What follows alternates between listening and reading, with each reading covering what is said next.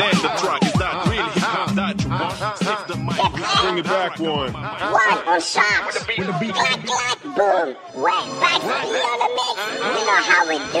Ça chauffe. Allez, tout le monde debout. Rapprime.com.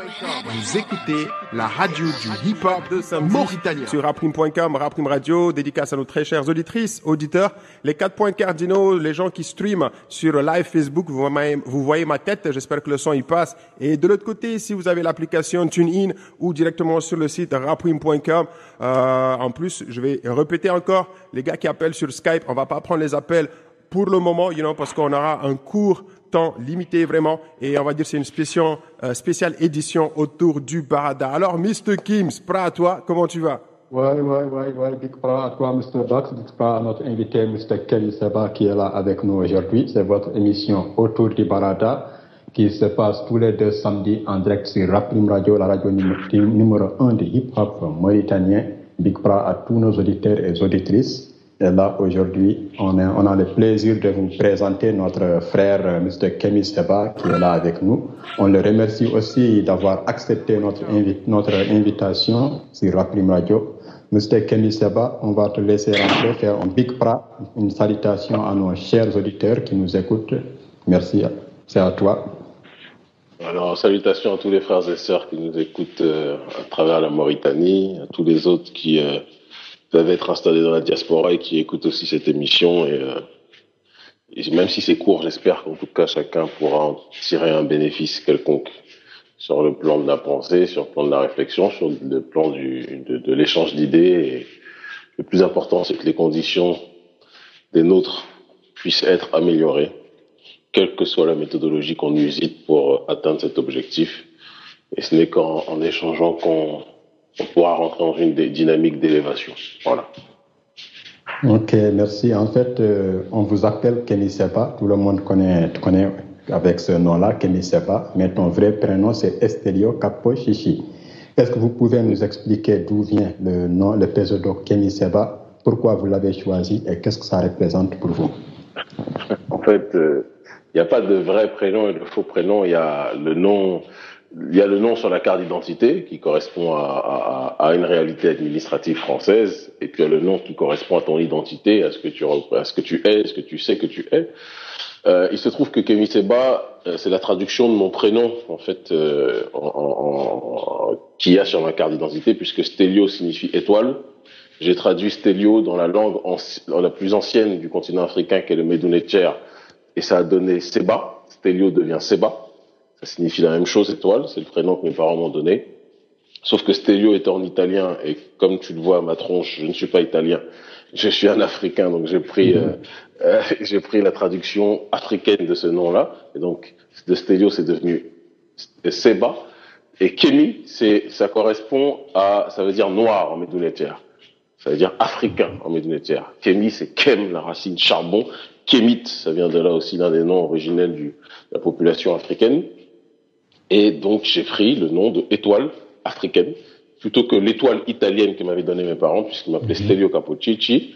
Et donc, Stelio Capocicci, quand il prend son nom originel, ça donne Kemi Seba, tout simplement. Il n'y a pas eu de volonté de me créer quelque chose, j'ai simplement traduire. Donc, c'est pas un alias, quoi.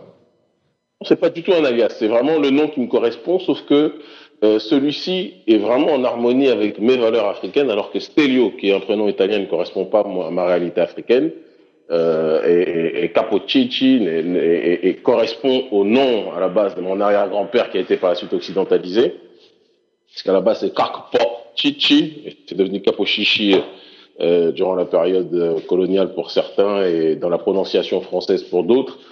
Et ça correspond au nom de mon arrière-grand-père. Or, vous savez qu'à la base, dans la tradition africaine, chaque individu, même s'il est le fils ou petit-fils d'eux, a un nom qui le qualifie pour ce qu'il est lui-même. Tu remarqueras que d'ailleurs, dans certaines régions du monde, il y a ces traditions qui ont perduré, où les peuples originels ont des noms programmatiques qui les définissent pour ce qu'ils sont. D'accord? On dit qu'ils sont les fils d'eux, il y a ce lignage, mais c'est un nom par lequel ils sont connus. On a d'ailleurs beaucoup ça en Amérique du Sud, souvent.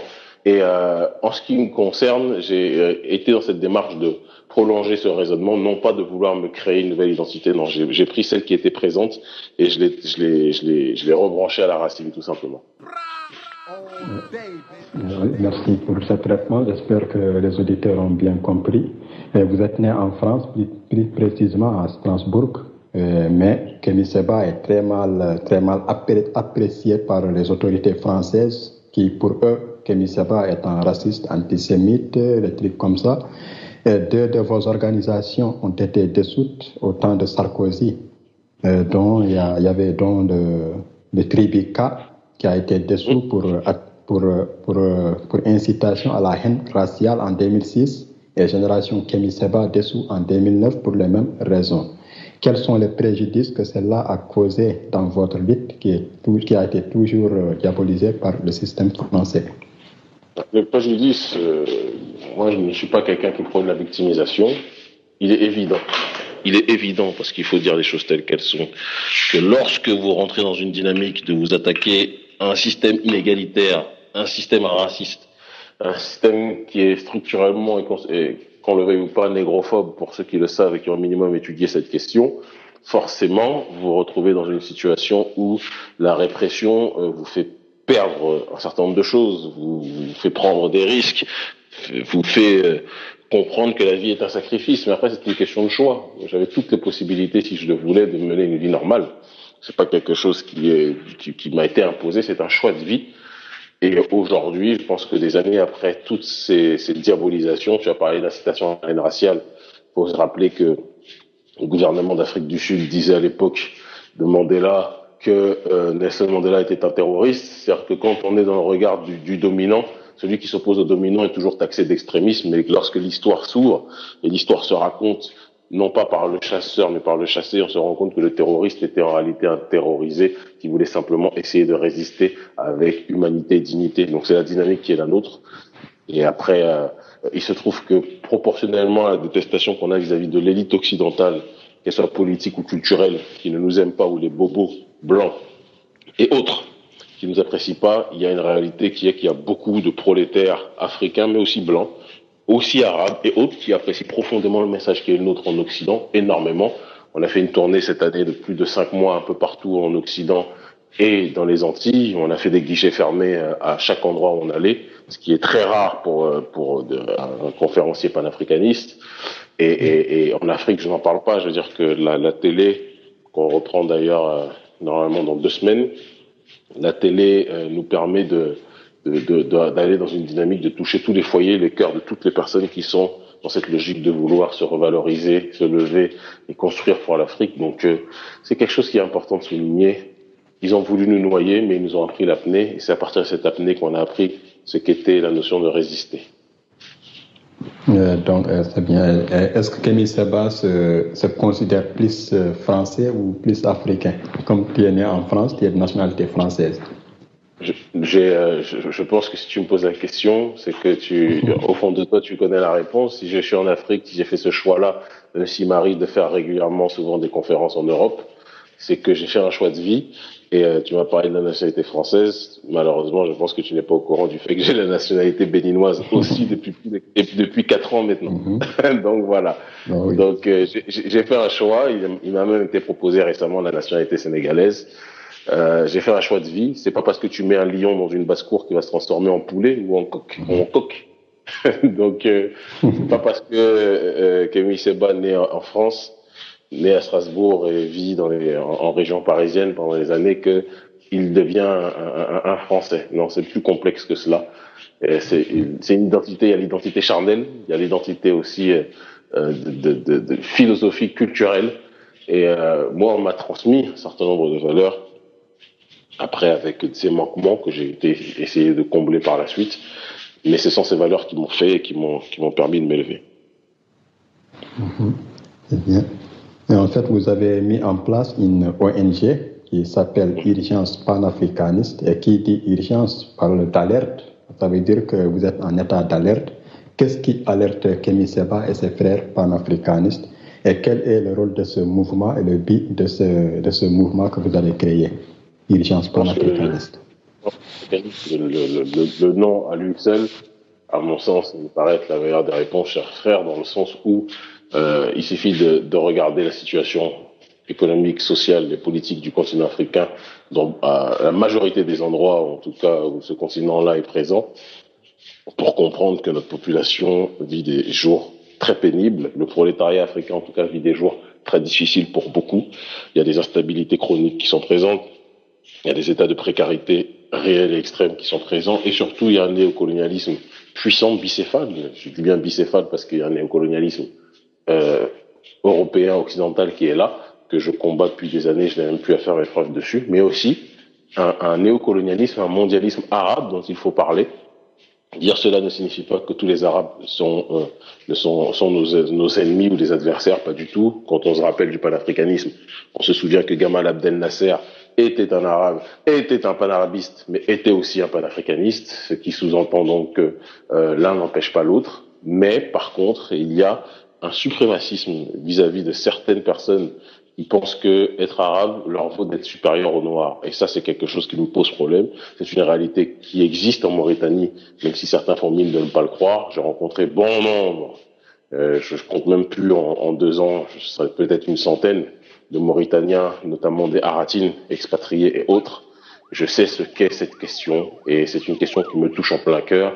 Et Urgence panafricaniste fait partie de ces mouvements, de ces rares mouvements, qui ont décidé de prendre à bras le corps la question de la négrophobie, qui existe aussi dans une partie du continent africain, en l'occurrence en Mauritanie notamment.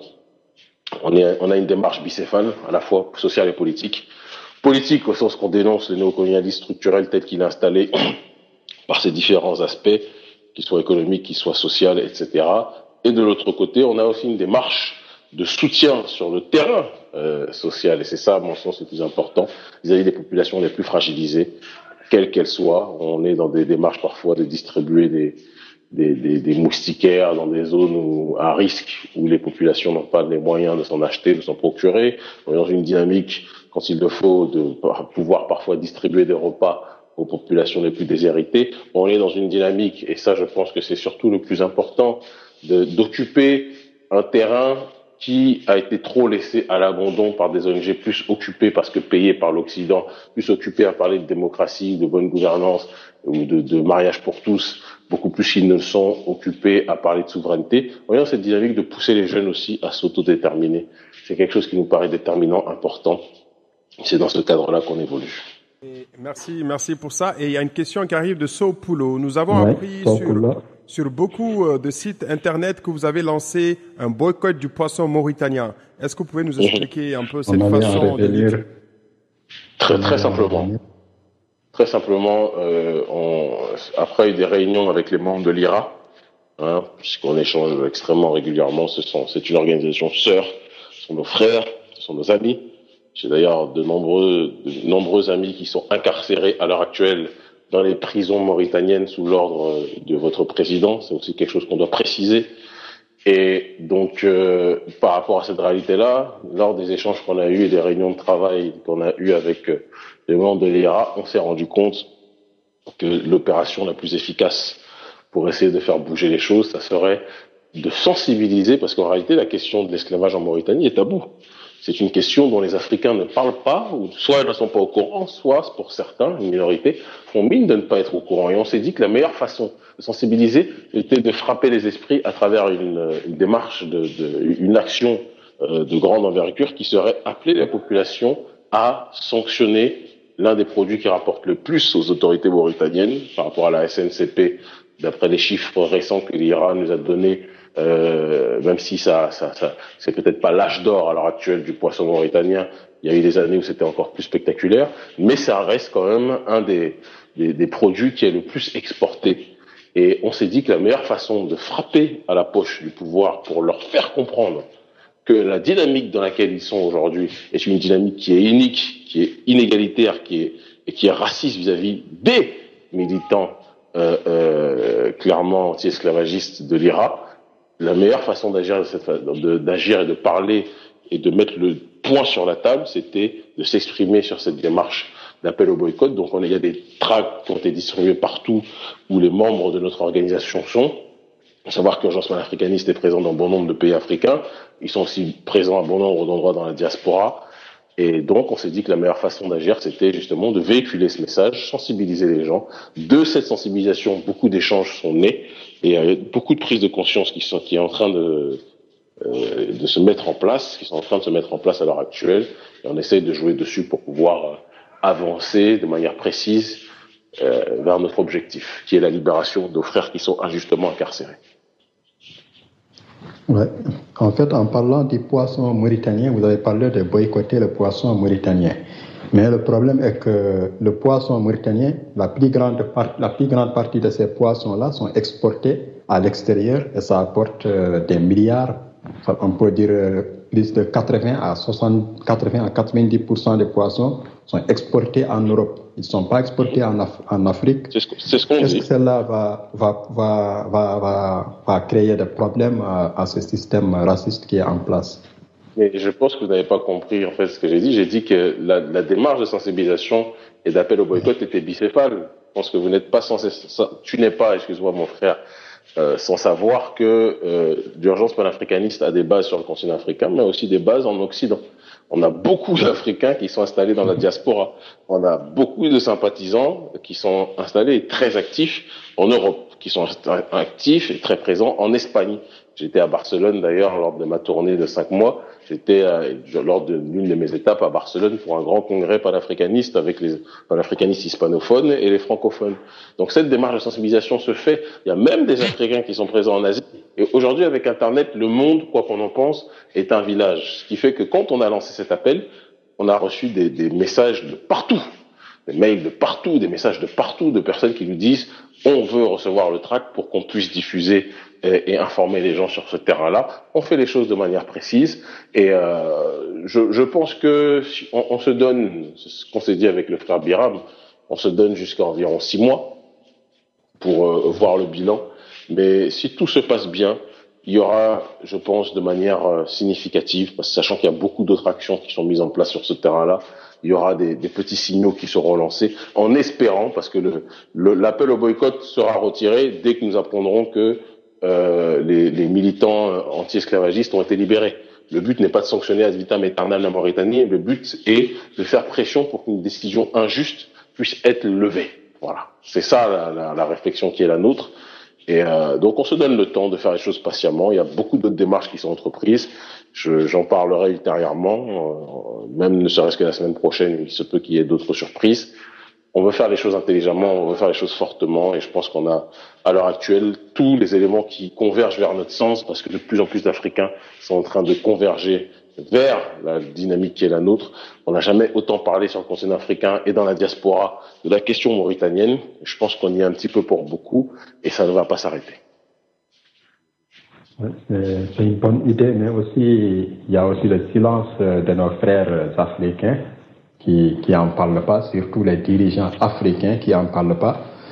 Quand Biram était parti au Sénégal, il a été reçu sur une chaîne privée, pas une chaîne publique. Il n'y a que Burkina Faso qui a eu le courage de recevoir Biram sur une chaîne publique qui a créé des problèmes.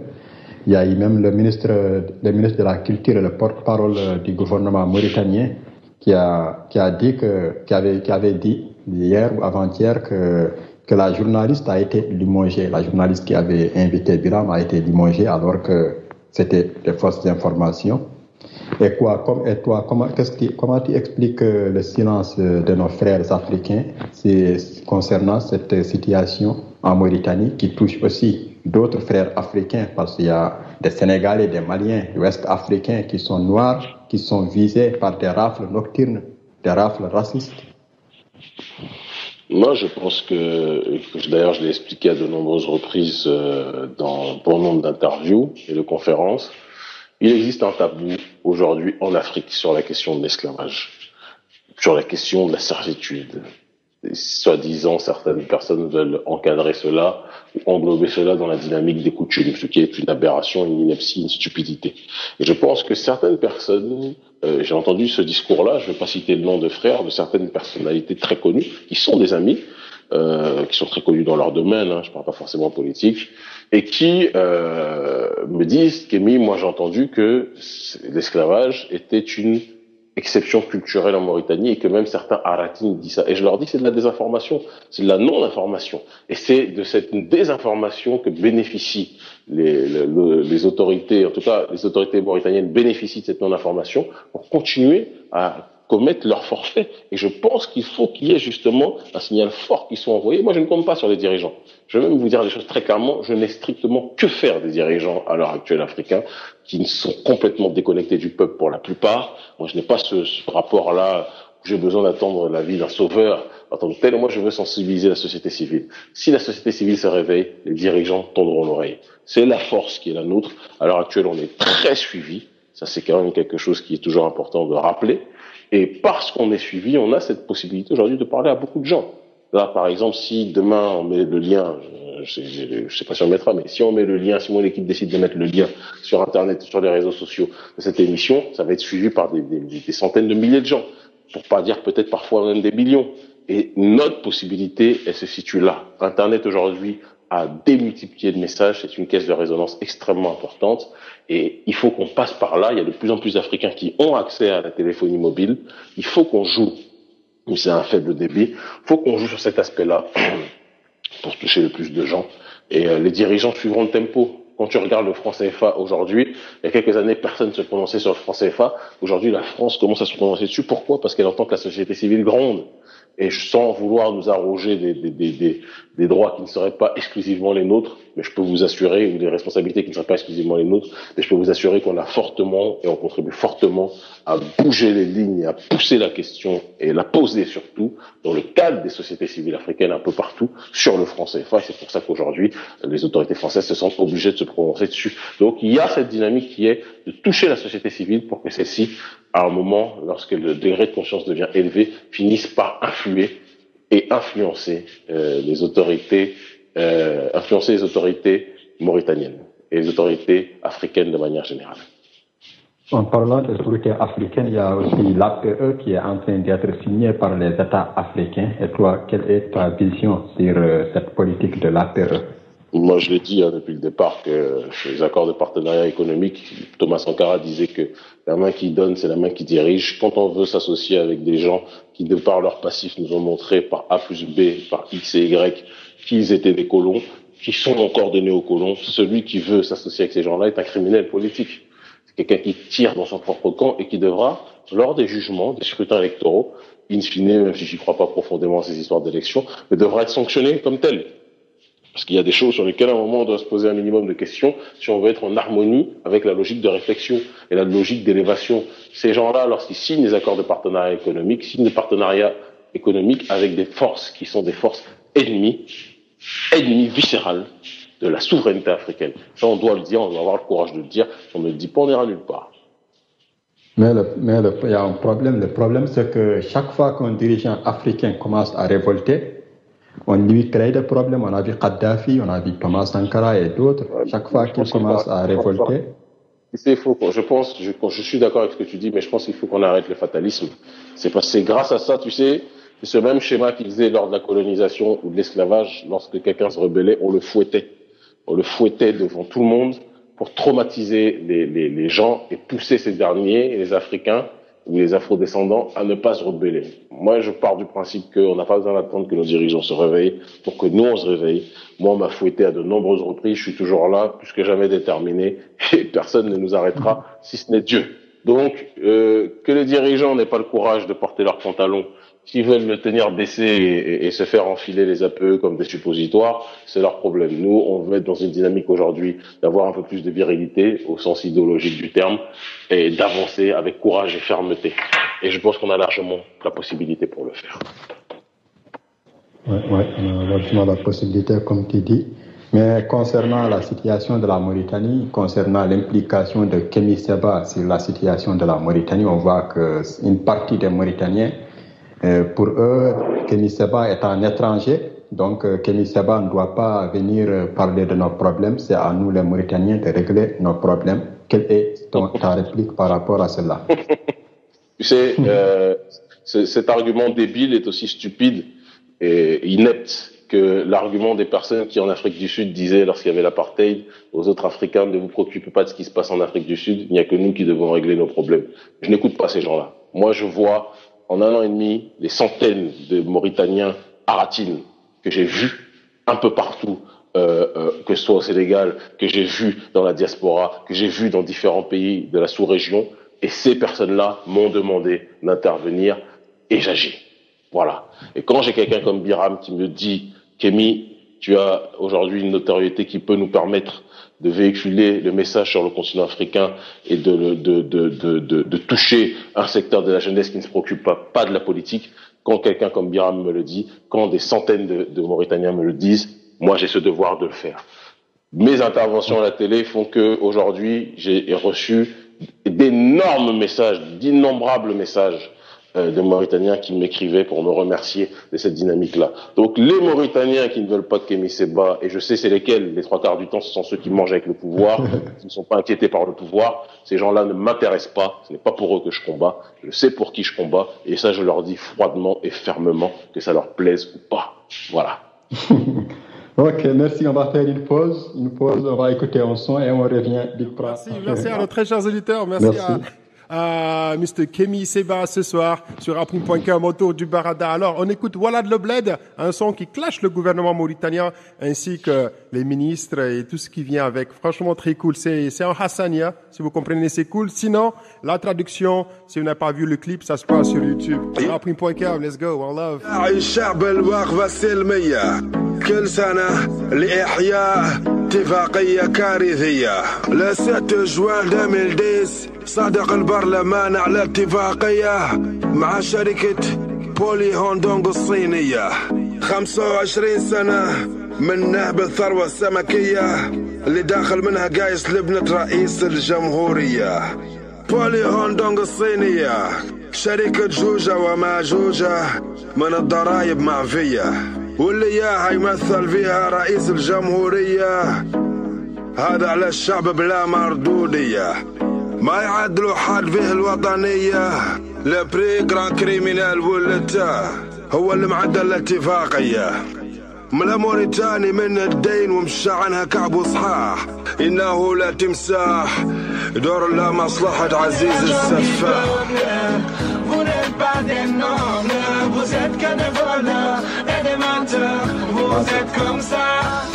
Voilà de le bled, April.com. Si vous n'avez pas encore vu le clip, c'est sur YouTube, c'est sorti il n'y a pas longtemps. Donc allez voir. Et si vous ne comprenez pas Hassania encore, il y a le sous-titrage qui est là. Franchement, bien écrit en plus. Donc autour du Barada, avec Kémy Séba, merci Mr. Kims. Alors la question qui arrive, on n'a pas parlé aussi de ses ouvrages. Il en a 3 qui sont sortis. Il y a un qui arrive bientôt. Donc voilà, son palmarès sera 4. Big Pra à lui. Si on parle aussi de la situation mauritanienne, mais pour ceux qui s'agit des artistes, parce que c'est eux qui clashent, c'est eux qui sont contre le gouvernement. C'est vrai qu'il y a des militants aussi, mais si on reste dans le côté musique, puisqu'on dira Prime Radio, est-ce qu'il y a des artistes qui t'abordent, est-ce qu'il y a des artistes qui viennent te demander des conseils, et est-ce que tu as des liens avec des artistes de manière générale? On va commencer déjà par la Mauritanie. On va commencer par la Mauritanie et après on peut disperser la chose. Que Dieu me pardonne parce que autant je connais les dates dans l'histoire par cœur, les événements politiques, etc. Autant les noms des gens que je rencontre, que Dieu me pardonne profondément, j'ai souvent du mal à retenir tous les noms. Ça c'est parce que je vois beaucoup de gens chaque jour et chaque semaine. Ça c'est un gros problème, surtout quand tu es dans les médias, radio ou télé, etc. Et donc oui, des rappeurs mauritaniens, on en a reçu même d'ailleurs beaucoup à la télévision, sur la 2STV, avec lesquels parfois je peux être en contact. Que Dieu me pardonne vraiment, là ils vont me vouloir, ils vont savoir. Un peu oui, un peu. Que je retiens pas tous les noms, mais ils savent que je les aime profondément. Voilà, ça c'est clair. Il y en a, j'en ai reçu même d'ailleurs un récemment avec qui j'ai échangé. On ne peut pas dire que c'était une question de conseil ou autre, mais qui est venu à ma rencontre, qui est membre d'un groupe mauritanien très connu, mais qui est exilé depuis qu'il a eu des problèmes avec les autorités mauritaniennes. Il est à Dakar. Comment il s'appelle? Oh, que Dieu me pardonne. Enfin bref. Voilà de le bled. En tout cas, c'est l'un de vos plus connus là. C'est l'un de vos plus connus et on s'est entretenu 1 heure et demie. Ok. avec d'autres membres de l'IRA d'ailleurs. Et bon, d'ailleurs, c'est pas plus mal que je cite pas son nom parce que j'ai pas envie de lui faire des ennuis. Mais avec qui est venu à ma rencontre et on a beaucoup échangé. On a reçu au moins peut-être deux artistes mauritaniens avec lesquels j'ai pu échanger. On les a reçus à la télévision. Et voilà, il y a beaucoup d'amour, beaucoup de fraternité avec ces derniers, évidemment. Voilà. Après, maintenant, à l'échelle internationale et nationale, des rappeurs, il y en a. Tout le monde sait que je suis proche de personnes comme Dossé. Tout le milieu hip-hop français, de toute façon, on se connaît. Parce qu'on est de la même génération, on a grandi quasiment tous en région parisienne. Moi, je suis arrivé en banlieue parisienne dans le 9-2, dans la cité où il y avait le groupe de rap lunatique de Ali et Booba. Je suis arrivé, j'étais à Sèvres, Booba était au Pont de Sèvres, Ali était à Issy-les-Moulineaux, donc ce sont des villes frontalières. Donc moi, j'ai grandi avec ces frères-là qui étaient censés être mes aînés entre guillemets. Et donc, on se connaît tous dans ce milieu du rap. Il y a des gens qui m'apprécient profondément, mais qui n'ont pas envie de perdre leur contrat avec leur maison de disques, donc je ne les citerai pas. Il y en a d'autres qui ont osé publiquement parler. Il y a eu Medine à un moment qui a osé parler. Après, je pense qu'il a eu tellement de pression qu'il a dû faire son silence. Il y a des gens comme Dossé qui parlent. J'ai été invité dans le clip à l'époque de Mac Taylor, Mauvais Oeil. Il y a Youssoufa qui n'est pas forcément un ami particulièrement, mais qui m'a cité dans l'effet papillon. Je veux dire que je sais que je suis un sujet pour beaucoup dans le milieu hip-hop parce que c'est une question générationnelle aussi. Et j'ai des frères qui me soutiennent dedans. Certains, je ne vais pas les citer. Ceux que je peux citer, je les ai cités. Mais il y en a qui ne peuvent pas se prononcer publiquement vis-à-vis de moi parce qu'ils sont dans des maisons de disques où je suis considéré comme le diable absolu, puisque les maisons de disques sont contrôlées par les négriers de la musique, qui sont les équivalents d'ailleurs des négriers qui est en Mauritanie aussi. Donc voilà, c'est un petit peu ça la situation. Et mais j'ai de bonnes relations avec beaucoup dans le milieu hip-hop. Après, il y a évidemment des gens avec qui je peux ne pas m'entendre. Parce que et la plupart du temps, quand je ne m'entends pas avec quelqu'un, c'est parce que je sais que la personne dont on parle est dans la posture, et qui dit trop de posture dit souvent imposture. Et c'est pour ça que moi, étant donné que je suis quelqu'un de vrai et quelqu'un qui aime dire ce qu'il pense, je ne peux pas plaire à tout le monde non plus, évidemment. Et surtout, voilà. Quand on voit la facette du hip-hop changer aux États-Unis, on voit la même facette changer en France et partout ailleurs. Mais bon, on revient aussi un peu aux ONG. Tu es contre que ces Occidentaux arrivent chez nous, créent des ONG ou soutiennent nos ONG. Toi, tu veux qu'on consomme local. Tu préfères qu'on s'entraide entre nous, Africains, que vous soyez à l'extérieur ou à l'intérieur du pays, pour créer ces ONG, compenser ces ONG et pour qu'elles marchent. Et pour ces gens qui vont, par exemple, aux USA, parce qu'on touche tout le monde, beaucoup l'Europe, on parle pas beaucoup des États-Unis. Il y a beaucoup de Noirs ici aux États-Unis aussi. Je me demande quel est mon regard sur les États-Unis, c'est ça?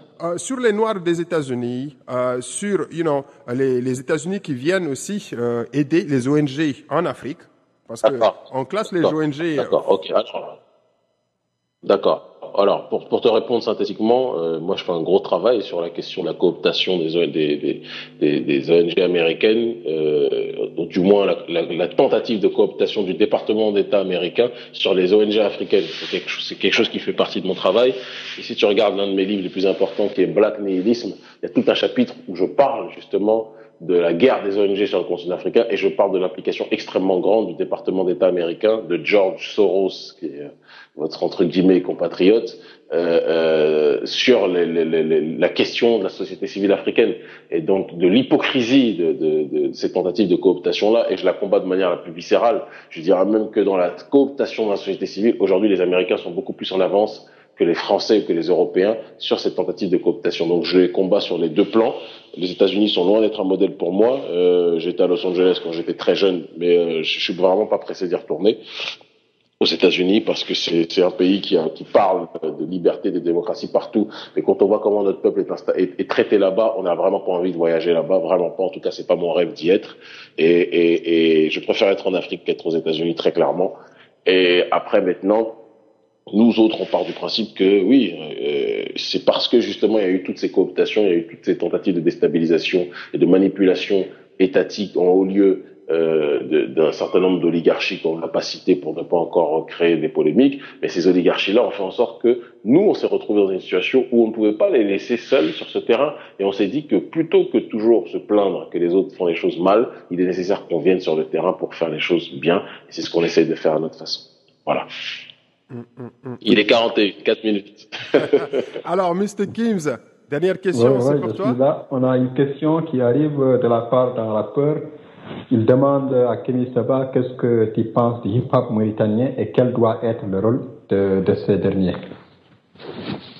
Moi, vraiment, ça, c'est une question sur laquelle, par pudeur, je ne peux pas me permettre de répondre parce que, tu sais, il faut toujours être honnête dans ce qu'on dit. Je suis pas un très grand, j'ai un gros travail à faire. Je suis pas un très grand auditeur de rap mauritanien. Si je te dis ça, je te dirai. Ça ne veut pas dire qu'il n'est pas bon, ça ne veut pas dire qu'il est mauvais, loin s'en faut. Je parle souvent de ça avec Didier Awadi par rapport au rap environnant, du rap de la sous-région, etc. Et je pense véritablement que les rappeurs africains sont l'avenir de cette musique parce que aux États-Unis, ils sont en train de se faire abrutir et démolir par le consumérisme. En France, c'est pareil à bon nombre d'endroits, à bon nombre d'égards. L'Afrique garde son authenticité, donc il y a un rôle social dans le rap. Maintenant, ce rôle social ne doit pas être travesti par des ONG occidentales qui viennent avec des agendas précis, qui cooptent les artistes, les rappeurs, qui sont toujours proches de la jeunesse les 3/4 du temps, et qui deviennent par la suite des porte-étendards de valeurs complètement exogènes. Donc le rappeur mauritanien a son devoir de responsabilité civique et sociale. Moi, j'apprécie beaucoup, même si on peut avoir des distances critiques. Moi, le ballet citoyen, par exemple, même si je n'aime pas trop leur compagnonnage avec le mouvement Y en a marre, sur lequel tout le monde sait que j'ai des très grosses méfiances, que le ballet citoyen, qui est composé de rappeurs à la base, et d'autres, pas que des rappeurs, me paraît beaucoup plus authentique. Et les rappeurs qui sont dedans, des gens comme Smokey et d'autres, à mon sens, ont un flair politique qui est important et une utilité sociale. Moi, c'est ça que j'aime dans la musique africaine. Je parlais de ça avec Alpha Blondy il y a quelques semaines. Je lui disais que oui, on doit être dans cette dynamique quand on est un artiste, on doit être dans une dynamique de servir le peuple. Donc ça doit être ça la démarche. Vous devez être des porte-étendards et des relais des problématiques de la jeunesse et des populations ostracisées en Mauritanie, en l'occurrence la population des Haratides en particulier.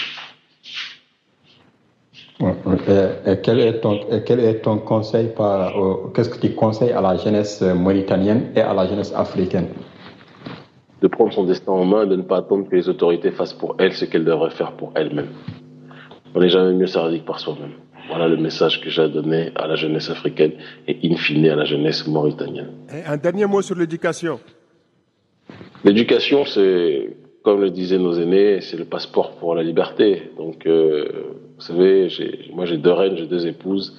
L'une qui est le pilier de mon cœur, l'autre qui est le toit de mon âme. La première est directrice d'école. Et Touma est une grande éducatrice qui sait l'importance de l'enseignement, de la connaissance et du savoir. Et donc pour moi c'est quelque chose de vital et de déterminant. La seconde est responsable d'un magazine qui parle de l'histoire de la femme africaine. Donc je pense qu'il faut qu'on soit dans cette dynamique véritablement d'élévation, dans cette dynamique d'éducation. Moi, si je n'étudiais pas, je ne serais pas capable de véhiculer un certain nombre d'informations qui touchent un certain nombre de gens, que ce soit dans les médias ou sur les réseaux sociaux. Donc on doit être dans cette dynamique véritablement de chercher, de se questionner, de creuser pour connaître, parce qu'un homme sans science, quelque part, est un homme inutile pour l'humanité. On a besoin de connaissances pour pouvoir avancer. Il y a un mec qui demande, il y a un Mauritanien qui demande comment faire pour avoir les ouvrages de Kémy Seba en Mauritanie. Alors tu lui dis qu'il écrive à mon staff sur notre page officielle, sur les réseaux sociaux. Et une fois que cela est fait, il y aura des membres de mon équipe qui vont lui répondre et lui donner toutes les coordonnées possibles pour qu'il puisse se procurer des livres. Mais le mieux, s'il le peut, parce que je pense que ce n'est pas desservi directement à Nouakchott, le mieux c'est que s'il a des cousins qui sont à Dakar, il y a des librairies, les 4 vents qui vendent les livres et qui pourront se procurer très facilement. Voilà. C'est clair. Merci à Kémy Seba d'avoir accepté notre invitation. Tu es fatigué, tu as quand même pris ton temps pour venir assister à cette émission, donc big bra à toi, on vous remercie pour ça et Et on est avec toi, la lutte continue, on est tous derrière toi, Inch'Allah, ça ira. Big Pra à toi. Merci beaucoup. Merci Kémy Seba. Alors, le son arrive, la pause nous reste en coulisses. Encore une fois, merci à nos très chers auditeurs, auditrices. C'était Autour du Barada, édition spéciale avec Kémy Seba. Hey, no MC, no Pulo. On reste en coulisses. Merci à tous. All day. Bon, merci à Kenya. Angamata badama o fuddata sinno ko serer wonno tawanno wadi ni dum kilnaani min be fadilan ha ndiga baara ayo ko yo ibisa ngabale ndi yangi to ngaje dike dibuno be ka ba dugal be na abi buja yo kudo ma jeri sha fi dama nongi nongi be ngai to reja gali manga to ko ne jam de gudu ni ko ko ka de gudu re cadele amen ko to fuddi ala to haaji ne raprin wonti goto e ndaw ko haani ɓeɗe doga ɓeɗe dari dirte lawol min ngari lunesi yen ne wulci man luneji man ne wulci yen i jaam yowlo e fo nde gay dokni man ma toog mbeɗa andi to immi mi yejjitani to ɓaari raprim tagi mi ummade mami hip man hokko hakke muɗum mami tokku raprim ne yaara yes ndege pullam aɗa koten jeyi babu ndege pullam aɗa koten jeyi babu ndege pullam aɗa koten jeyi babu ndege pullam aɗa koten jeyi babu dama yuku batu kam dak lima do lidem ko fonko ngeen jem la jem takka fit am gem foma natte weesu naako nga yakar rombo naako bul fatte ma ido sa espèce de naissant rabbi de praxis sama sa bu jele ma